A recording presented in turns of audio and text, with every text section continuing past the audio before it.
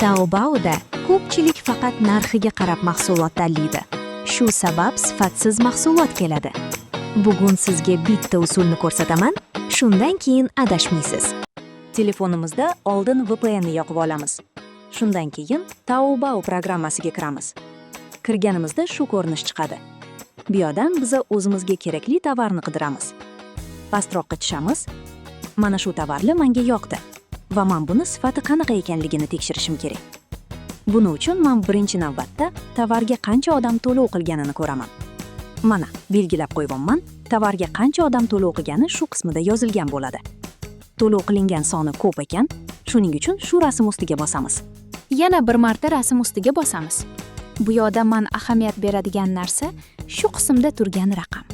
Bu raqam shu tovar shu paytgacha nechta sotilgani. 500 va undan oshiq ekan. Bu juda yaxshi. Endi bu qismidan tovarni narxini ko'rib olsa bo'ladi. Yana ahamiyat beradigan narsa shu mashina rasmi tushirilgan joyi. Bu tovarimizni necha kun yoki soatda manzilimizga yetkazib berishi.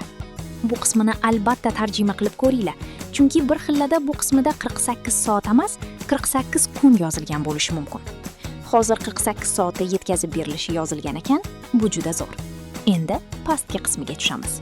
Bu joyda tovarni kommentariyasini ko'rishimiz mumkin. Kommentariya qismiga albatta kirib tarjima qilinglar. Chunki tovar sotib olgan odamlar haqqoniy baho qo'yishgan bo'ladi va real rasmini ham joylashadi. Shuni ustiga bossak, bizani komment bo'limiga olib o'tadi. Bu yerda mana ko'pchilik maqtabdi. Pastroqqa tushib, endi real rasmini ko'rishim kerak. Ishonch hosil qilishim uchun. Tovarim qo'limga qay holatda kelishini bilishim kerak. Rasmdagimi yoki yo'q. Mana rasmlari joylangan chiroyli kepda. Endi bu yerdan chiqaman.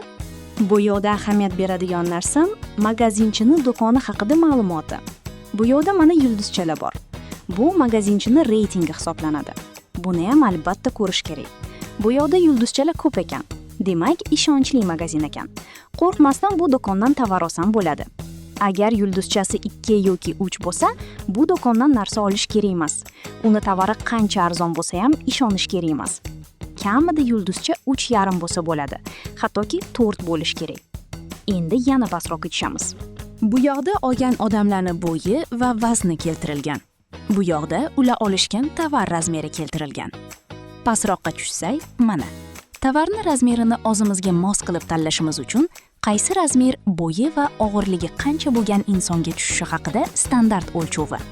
Bemalol shunga qarab razmer tanlashimiz mumkin. Endi bizani qiladigan ishimiz magazinchi bilan gaplashish. Tovarni ko'rib chiqdim. Endi sotib olmoqchiman va meni kargo narxi bilan qimmatga tushmaydimi degan savol qiynaydi. Shuning uchun magazinchiga tovaringiz upakovkasi bilan og'irligi qancha deb savol beraman. Albatta xitoy tilida. Shunda menga og'irligi qancha chiqishini aytadi va men bemalol kargo narxi bilan qo'shib, qo'limga kelguncha nech pulligini taxminan bilib olaman. Magazinchi bilan gaplashish uchun shuni ustiga bosamiz.